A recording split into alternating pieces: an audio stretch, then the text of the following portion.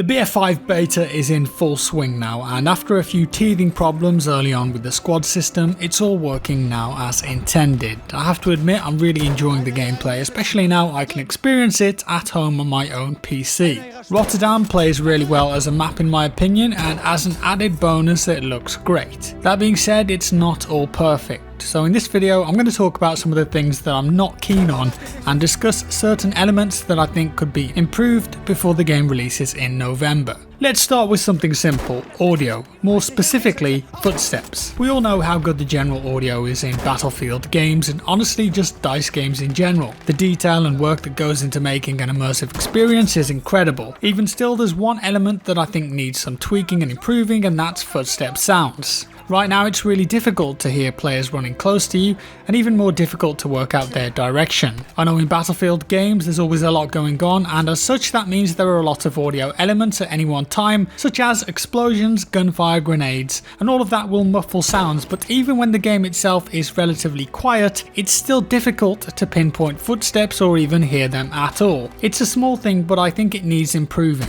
I'd also say that weapon fire is pretty difficult to position as well. The overall sounds are fantastic, but when a weapon is being fired quite close to you or an extreme distance, it can be very hard to pinpoint its direction. I've even had cases on the beta where I've seen people firing a weapon but the sound isn't playing at all. Not good. I'd also like to see more feedback given for when you jump or fall from a large height. BF5 has introduced a rolling mechanic, so when you jump from, let's say, a high window, you'll now roll when you hit the ground to keep the momentum, at least in third person. From your first person perspective, you're saved from having the camera roll around for obvious reasons. It'd probably make you feel sick. The problem here though is knowing exactly when you're going to perform a roll or just get a hard landing animation. It's not really clear at all, and I imagine that once you've played the game for a long period of time, you will learn which windows and ledges and walls and bridges, for example, that you're going to roll off just by simply playing from trial and error. Right now though, it can be a bit frustrating at times. You might perhaps fall from a certain height and not anticipate a roll, but you end up doing the animation nonetheless, and as it happens an enemy is right in front of you, and because of that forced roll you end up dying. Not ideal. Don't get me wrong though, if you know you're going to do a roll and you jump through a window and an enemy just happens to be there, well that's just bad luck. That's not what I'm talking about though. What I want ideally is a bit more feedback so you can anticipate what the animation system is going to do. This game in general has a lot of animations, falling, rolling, picking up ammo, climbing, vaulting. It's got a very physical feel to it. Each action has an animation pretty much, and I'm not suggesting that that should be changed, but I will admit that not every animation is beneficial to gameplay. In fact, some are detrimental. There's a fine balance between having this visceral experience and having it hinder the gameplay. One other thing that's really grinding me about the beta is spawn protection. I think it lasts way too long and offers way too much damage mitigation. I think DICE really need to look at this, as it can be quite frustrating shooting players who are just turned into human sponges because of spawn protection. It sucks.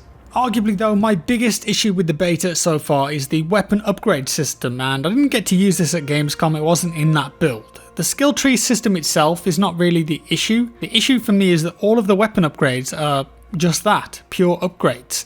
They don't have any negatives. The only choice you have is at one point you can split left or right, and there are a few differences there, but nothing major. Normally with an attachment system, each part has a positive and a negative, or some sort of small downside that you've got to accept. That means that it's a balancing act of how you want to set your weapon up for certain situations.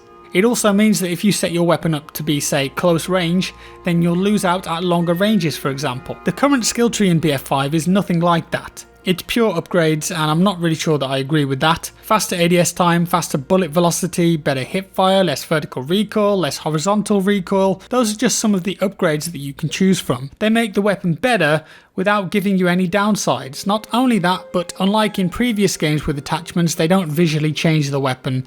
It's purely a back-end stat. I don't mind that though, and I like that the visual customization is separate. Some people will disagree. After the game releases and it's been out for a short time, I think everyone will be running around with fully upgraded weapons, and while there are two skill trees to choose from, like I said, each side offering certain benefits to your weapon that can differentiate from others, I don't think that either tree should be without negative aspects. The other frustration relating to weapon upgrades I think is quite a big one. Currently you upgrade your weapon through your company on the main menu, but there's no way to do that in game while you're playing, and this is ridiculous to me. In game you can change the visuals of your weapon, yeah, so you can mess around with the skins for each part, but you can't change up the upgrades. So say you're playing with the STG for example, and you're leveling it up as you go, which means certain unlocks are now available to you. If you want to then equip those unlocks, you've got to leave the game that you're in and do it via the main menu. That is far from ideal, and it really takes you out of the experience. I think that DICE needs to find a way to get the weapon system into the front end somehow, and I'm not sure of the complications of the system and how achievable that is, but it really does need to happen for the benefit of the game. Alongside this right now, the weapon upgrade system is not a changeable one. Say in BF3 you've got heavy barrel and a vertical grip on your M16 and you want to change it up, you could just do that from inside the game menu. In BF5 it works a bit differently.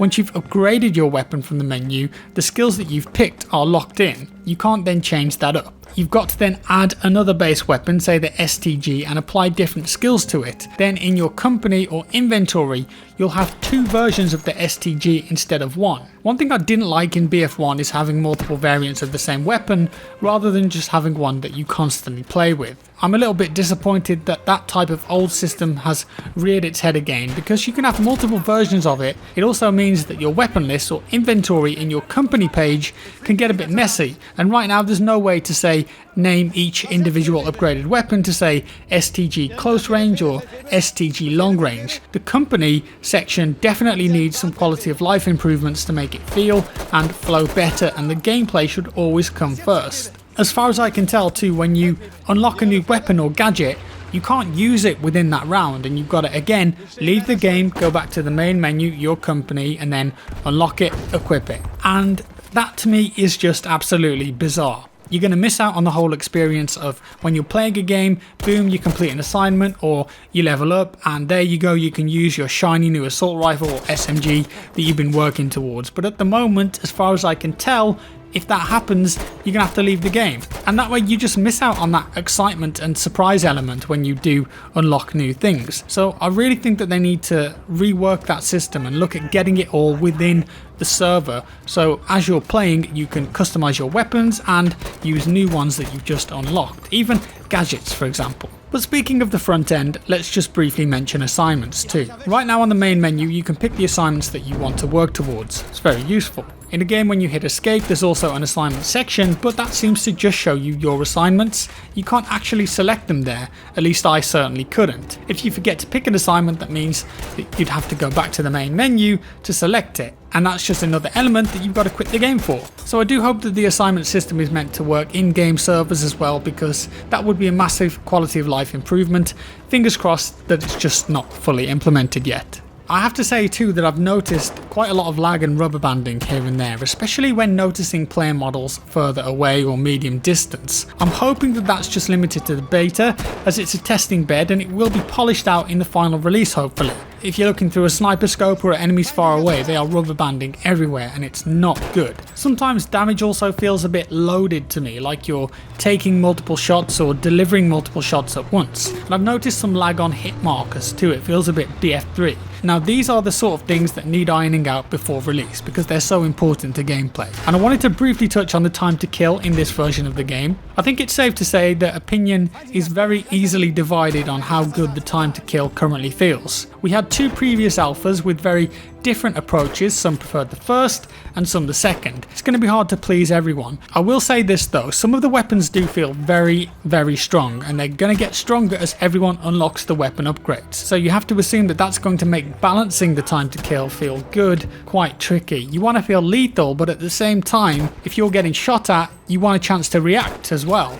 I don't mind where it is at the moment, but I think they could scale it back just a touch. There are a few other things in here too that I just don't like. The automatic bipod, I'm sure you've come across it if you've played any of the beta as a support player. Apparently DICE reworked the bipod system so you can deploy it in more places, but when you can deploy your bipod now, the game will automatically use it, and this can cause a small delay, and often you don't want that delay. It can cause immense frustration when you've got to move from a window for instance and just want to shoot at an enemy only for your bipod to deploy. It does this horrible kicking up to the left and right animation too, and sometimes you might be bipoded, you aim a bit too far left and then it undeploys and redeploys, kicks your aim around everywhere, and it just sucks. So I think that the bipod needs to be an option instead of automatic, and ideally used via a key press. We should also probably mention how vehicles are still quite poor. Tanks are not great for the most part, and in the early days of the beta most players didn't even have the Panzerfaust unlocked. So when they get that, it'll be far more difficult for tanks.